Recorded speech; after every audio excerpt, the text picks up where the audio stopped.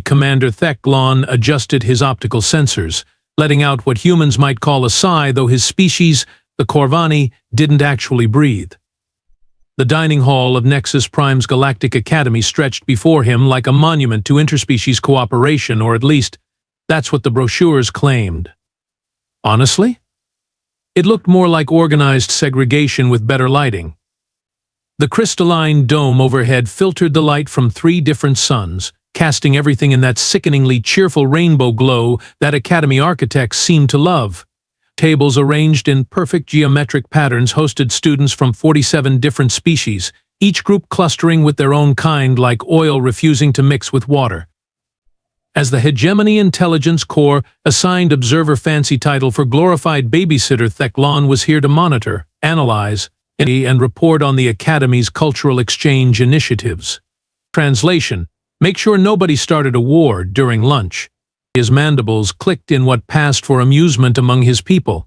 23 years of monitoring interspecies relations, and he'd learned one universal truth: put different species in the same room, add food, and someone always ended up insulted, injured, or occasionally digested. Today felt different, though. His sensors were picking up unusual tension patterns in the atmospheric readings.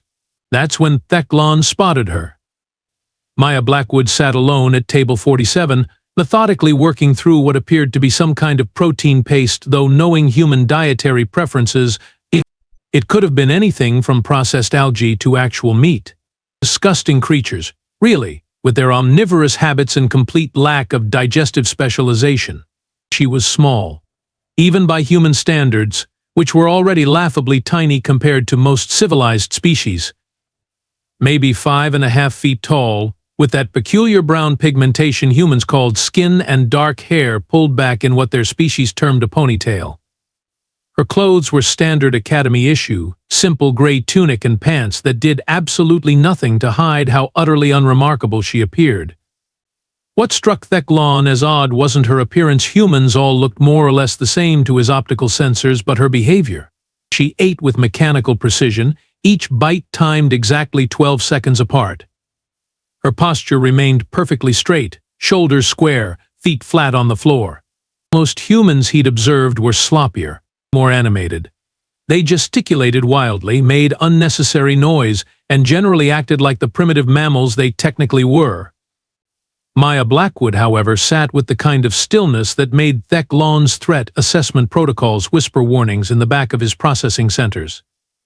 She hadn't spoken to anyone since arriving 3 standard weeks ago, hadn't joined any study groups, social clubs, or even acknowledged the various attempts at friendship from other students. She attended classes, completed assignments with boring competency, and returned to her quarters with clockwork regularity. The other students had taken to calling her Ghost Girl not because she was mysterious, but because she seemed to exist without actually participating in existence. Thek'lon found her fascinating in the way one might find a defective piece of machinery fascinating, clearly functional, but operating outside normal parameters. The Galactic Academy represented the pinnacle of interspecies education, or so the Hegemony Council repeatedly claimed in their propaganda broadcasts. Only the best and brightest from each member species earned admission to study on Nexus Prime, the massive space station that served as neutral ground for diplomatic, educational, and commercial activities. Admission standards were flexible, depending on your species' political importance. The Vorthak, for instance, those 8-foot-tall, 4-armed walking nightmares, had their pick of spots, despite their species' unfortunate tendency toward violence and territorial aggression. But then again, when your homeworld controlled 3 major hyperlane junctions, academic standards became surprisingly negotiable. The Ethereal Collective sent their brightest psychic prodigies, beings of pure energy who considered physical matter beneath their notice. The Hive Queens contributed their most individualistic drones, which was like saying their least conformists. And then there were the Deathworlders. Species from high gravity, hostile environments were rare at the Academy, mostly because they tended to accidentally break things or people. Their planets bred them tough, aggressive, and utterly unsuited for civilized society. Most member species agreed that Deathworlders served better as manual laborers or shock troops than students. which made Maya Blackwood's presence here either a diplomatic gesture or a cosmic joke. Humans came from a Class 12 Deathworld high-gravity, unstable weather, predatory wildlife, and a disturbing lack of natural selection pressure that should have eliminated such a clearly inferior species millions of years ago. Yet somehow they'd developed space travel, primitive weapons, and an annoying habit of surviving situations that should have killed them. The general consensus among Academy faculty was that humans were cute, but fragile primitives who'd gotten lucky with their technological development. Harmless enough, really, like keeping a small pet that occasionally said amusing things. Thek'lon was beginning to suspect that assessment might be incomplete. The atmospheric tension Thek'lon had detected earlier suddenly made perfect sense as the dining hall's main entrance dilated to admit 5 figures that seemed to suck the cheerfulness right out of the rainbow lighting. Tal and his pack of Vorthak supremacists moved through the hall like apex predators surveying their territory, which, to be fair, wasn't far from the truth. Each stood nearly 8 feet tall, their 4 muscular arms ending in hands that could crush most species' skulls without effort. Their skin had that distinctive metallic sheen that marked them as coming from Vorthak Prime's heavy metal-saturated environment, and their eyes, well, calling them eyes was generous, more like targeting arrays with biological components. Tal himself was a specimen that would have impressed even the Academy's xenobiology professors. His secondary arms bore the ritual scarification that marked him as a third-generation warrior caste, while his primary arms displayed the kind of muscle density that came from growing up in gravity 3 times what most species considered survivable. He wore his Academy uniform like it was some kind of joke, the fabric straining against his frame as if it might give up and retreat to a safer garment at any moment. His gang Thek'lon had run their profiles when they'd first arrived at the Academy consisted of Bexmora, Zeph-Rin, Qualneth, and Nexval. Each one a walking advertisement for why the Vorthak supremacy considered themselves the galaxy's premier warrior race. Each one carrying themselves with that particular swagger that said they'd never met a problem they couldn't solve with application of superior firepower and overwhelming physical force. The other students seemed to develop sudden, intense interest in their meals as the Vorthak group made their way across the dining hall. Conversations died, utensils clinked nervously against plates, and more than one species equivalent of sweating became apparent to Thek'lon's chemical sensors. Smart response, really. The Vorthak had a well-documented history of viewing other species as either useful allies or entertaining prey. There wasn't much middle ground in their cultural philosophy. What made Thek'lon's sensor arrays focus with sudden intensity was the trajectory of their movement. They weren't heading for their usual table in the hall's center, where they typically held court and made loud proclamations about Vorthak superiority. Instead, they were moving with deliberate purpose toward Table 47, toward Maya Blackwood. The human continued eating her protein paste with the same mechanical precision, apparently oblivious to the approaching storm. Her vital signs at least, what Thek'lon could read through his passive scanners remained steady. Heart rate constant, body temperature normal, no stress indicators in her biochemical emissions. Either she was completely unaware of the danger, or she possessed a level of self-control that bordered on the supernatural. Tal positioned himself directly behind Maya's chair, his shadow falling across her meal like a declaration of intent. His gang spread out in a loose semicircle, effectively trapping her against the table. The positioning was textbook intimidation: surround the target, eliminate escape routes, establish dominance through superior numbers and size. Thek'lon had to admit they were good at this. Well? Tal's voice rumbled through the translator, though Thek'lon suspected the menace came through clearly in any language. Look what we have here, brothers. A lost little soft skin, all alone. Maya took another bite of protein paste. 12 seconds, just like all the others. Bexmora leaned forward, his secondary arms bracing against the table's surface. I heard humans are supposed to be social creatures. Pack animals, like the Grex hounds we hunt on Vorthak Prime. But this one seems broken. Maybe she's scared, Qualneth suggested, his vocal cords producing what passed for laughter among his species, a sound like grinding metal that made several nearby students flinch. I bet she's never seen real predators before. Zephyrin crouched down to Maya's eye level, his face uncomfortably close to hers. Hey, gravity crawler. You know what gravity crawler means in old Vorthak? It means something so weak it has to crawl along the ground because it can't handle real weight. Still no response from Maya. She continued eating with that same mechanical precision, as if 5 of the galaxy's most notorious bullies weren't surrounding her table and making threats. Class-12's patience, what little the Vorthak possessed, seemed to be wearing thin. Are you deaf, meatbag? Or just stupid? When a Vorthak warrior speaks to you, you show respect. He reached out with one of his secondary arms and flicked Maya's water glass, sending it skittering across the table. The liquid spilled across the surface, soaking into her meal tray. Maya paused in her eating, for exactly 3 seconds. Then she calmly reached for her napkin and began cleaning up the spill. Nexval laughed, that same grinding sound that made Thek'lon's audio processors want to shut down in self-defense. Look at it clean up its own mess, just like a good little pet. I wonder, Class-12 mused, his voice taking on a tone that made Thek'lon's threat assessment protocols start blinking urgent warnings. What would happen if we tested this little pet's limits? Humans are supposed to be emotional creatures, right? All feelings and reactions and primitive responses? He leaned down closer to Maya, his breath visible in the cooler air of the dining hall. What do you say, soft skin?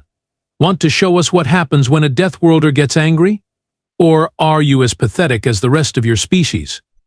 Maya set down her spoon, placed her napkin beside her tray, folded her hands in her lap, and continued to say absolutely nothing.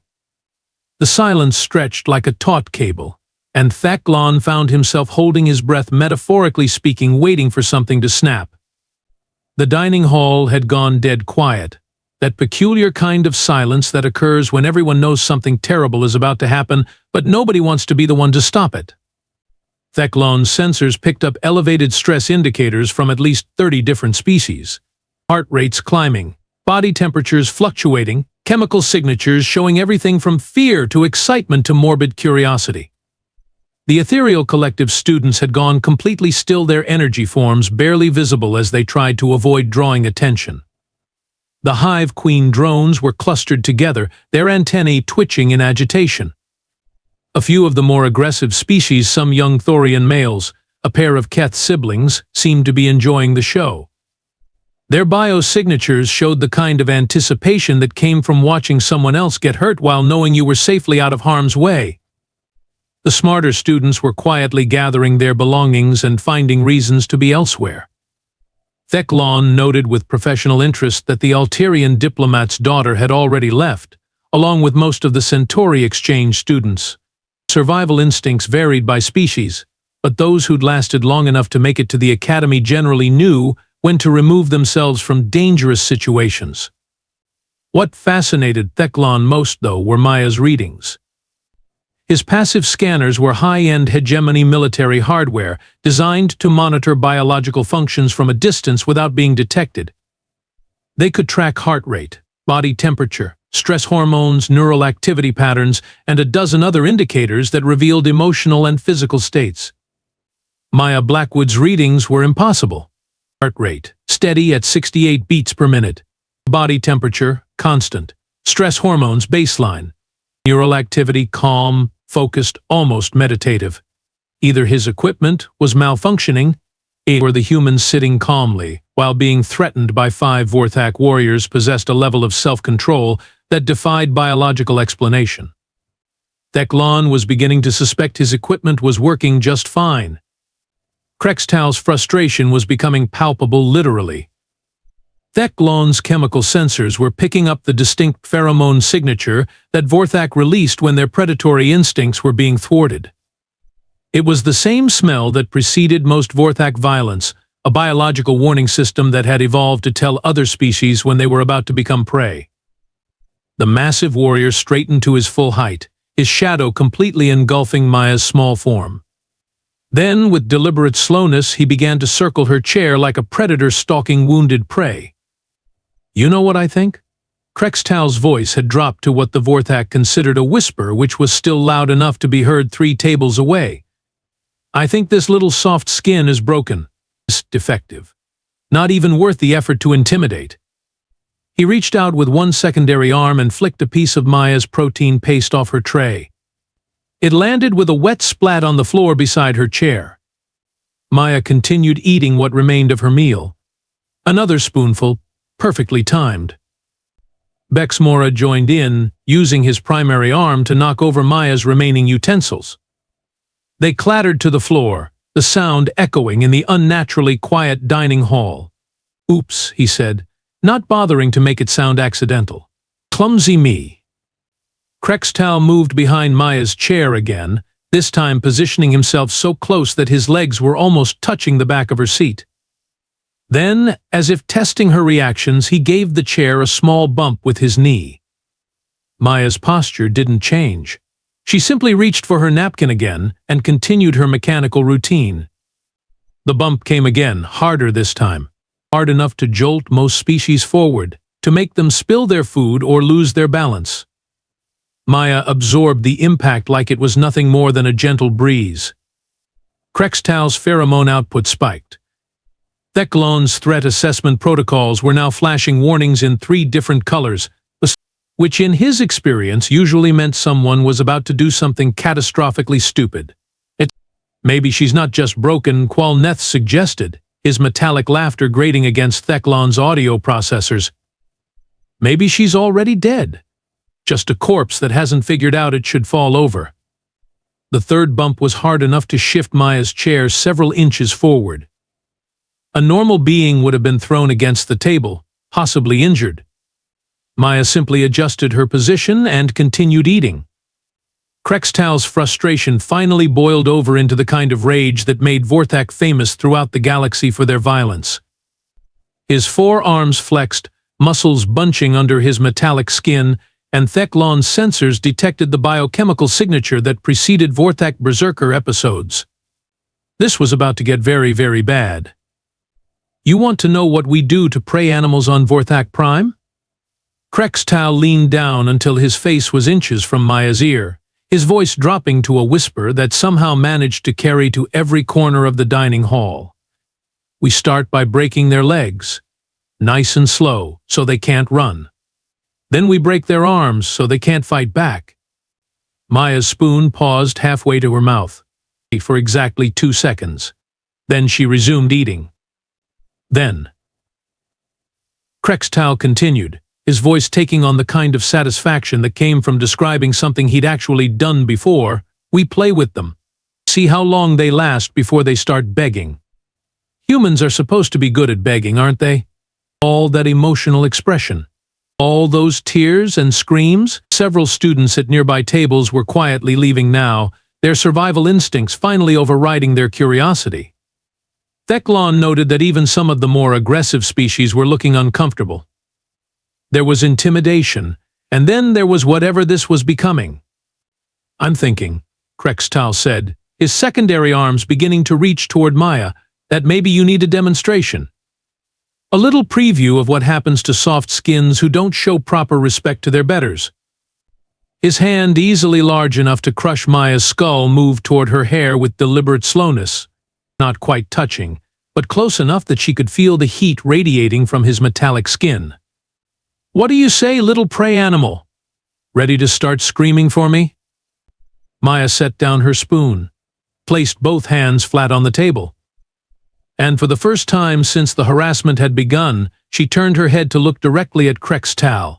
Her expression was perfectly calm, almost curious, like she was studying him. What happened next took exactly 1.7 seconds, according to Thek'lon's chronometer. Later, when he filed his report with Hegemony Intelligence, he would describe it as the most perfectly efficient display of violence he had ever witnessed. Maya's left hand moved. Not quickly, exactly. Thek'lon had seen faster movements from various species. But there was something about the precision, the absolute economy of motion, that made his threat assessment protocols scream warnings he'd never seen before. Her fingers closed around Krextal's extended wrist with what appeared to be gentle pressure. The massive Vorthak warrior had perhaps half a second to register surprise before Maya's grip tightened and twisted. The sound of Krextal's neck snapping was like a gunshot in the silent dining hall. He dropped like a sack of failed engineering, all 8 feet and 4 arms of apex predator collapsing in a heap beside table 47. His eyes, those targeting arrays that had tracked prey across 3-star systems, stared sightlessly at the rainbow-colored ceiling. Maya reached for her spoon with her right hand and took another bite of protein paste. The entire sequence had been completed without her standing up, without her even turning her body. One hand to kill a Vorthak warrior, the other to continue eating lunch. Thek'lon's sensors were going completely insane, flashing error messages he'd never seen before. Maya's vital signs remained exactly the same as they'd been 5 minutes ago. Her heart rate steady. Body temperature constant. No stress indicators whatsoever. She looked up at the 4 remaining Vorthak warriors, who were staring at their leader's corpse with expressions of complete incomprehension. "Excuse me," Maya said quietly, her voice carrying clearly in the dead silence. "You're blocking the light." Then she returned to her meal as if absolutely nothing had happened. The dining hall erupted into the kind of chaos that Thek'lon's reports would later describe as a complete breakdown of civilized behavior. Students screamed in languages he didn't recognize, chairs overturned as various species fled for the exits, and the air filled with the cacophony of 47 different panic responses. The remaining 4 Vorthak warriors stared at their leader's corpse for exactly 3 seconds before their species' infamous pack mentality kicked in. With roars that made Thek'lon's audio dampeners engage automatically, they launched themselves at Maya with the kind of coordinated fury that had made them the galaxy's most feared shock troops. Maya finished chewing her current bite, swallowed, and then moved. Bex Mora came in from the left, all 4 arms reaching for her in a grappling attack that should have crushed her instantly. Maya leaned back in her chair, still sitting, caught his primary arm, and used his own momentum to send him face first into the table with enough force to crack the reinforced polymer surface. While Neth and Zeph Rin attacked simultaneously from the right, their coordination flawless. Maya's response was a blur of economical motion, a palm strike that sent Qual Neth's secondary arm bending in directions that definitely weren't anatomically correct, followed by an elbow that caught Zeph Rin in what passed for his solar plexus among his species. Both warriors collapsed, their nervous systems apparently deciding that unconsciousness was preferable to processing the pain signals their bodies were sending. Nexval, demonstrating either incredible courage or incredible stupidity, grabbed Maya's chair from behind and lifted it, and her completely off the ground. His plan, presumably, was to slam her against the floor with enough force to break every bone in her small human body. Maya reached back, grabbed something on Nexval's face and twisted. He released the chair and crumpled, joining his pack mates in unconsciousness. Maya landed gracefully, still in her chair, and reached for her spoon again. The Academy security arrived with the kind of response time that suggested they'd been monitoring the situation from the beginning. Thek'lon wasn't surprised dining hall incidents were common enough that most stations maintained surveillance protocols specifically designed to prevent interspecies conflicts, from escalating into diplomatic crises. What did surprise him was the composition of the security team. Instead of the usual Academy peacekeepers generally recruited from species known for their diplomatic skills rather than combat prowess, the team was led by Commander Vexandra of the Hegemony Marines, along with a full squad of battle-hardened professionals. Someone had been expecting trouble. "Secure the scene," Vexandra ordered, her voice carrying the kind of authority that came from commanding respect across multiple star systems. Medical teams for the wounded. Everyone else out, now. The dining hall cleared with impressive speed, leaving only security personnel, medical staff, Maya, who was still eating, and Thek'lon, whose intelligence core credentials granted him observer status. Maya looked up as Commander Vexandra approached her table. "Am I in trouble?" she asked, her tone exactly the same, as if she'd inquired about the weather. "That depends," Vexandra replied, studying the 5 unconscious Vorthak warriors scattered around table 47 like discarded toys. "Are you Maya Blackwood, registered student identification number 7749 Alpha?" "Yes, Ma, I am." "Then no, you're not in trouble. But we need to talk." Thek'lon's curiosity finally overcame his professional detachment. As the medical teams began treating the unconscious Vorthak, 3 broken bones, 2 severe concussions, and 1 case of what the medics were calling comprehensive nervous system shutdown, he accessed his secure terminal and pulled up Maya Blackwood's academy file. The basic information was standard: height, weight, species designation, homeworld information. Born on Earth, admitted to the academy 3 weeks ago as part of the Cultural Exchange Initiative, assigned to standard xenobiology and interspecies relations courses. But something felt wrong. The file was too clean, too simple. Most academy files contain detailed psychological profiles, academic records, family histories, and dozens of other data points that helped administrators place students in appropriate programs. Maya's file contained none of that. Just the basics, plus a single notation: special admission, Hegemony Council authorization required. Thek'lon's security clearance should have been high enough to access whatever additional information existed. The fact that it wasn't suggested that Maya Blackwood's real file was classified at levels that most Intelligence Corps officers never saw. Which raised a very interesting question: what kind of student required that level of security clearance? The answer, he suspected, was the kind who could disable 5 Vorthak warriors without leaving her chair. 20 minutes later, Thek'lon's security override codes finally granted him access to Maya Blackwood's real file. What he found made him recalibrate every assumption he'd made about humans, Deathworlders, and the Academy's admission policies. Maya Elena Blackwood, Colonel, Earth Defense Forces Special Operations Division, veteran of the Titan Colony Wars, where she'd spent 3 years fighting off the Zephyrian invasion that had claimed 4 million human lives before the Hegemony Council finally intervened. Distinguished Service Cross, Silver Star, and a dozen other decorations that Thek'lon had to look up because he'd never heard of conflicts severe enough to warrant them.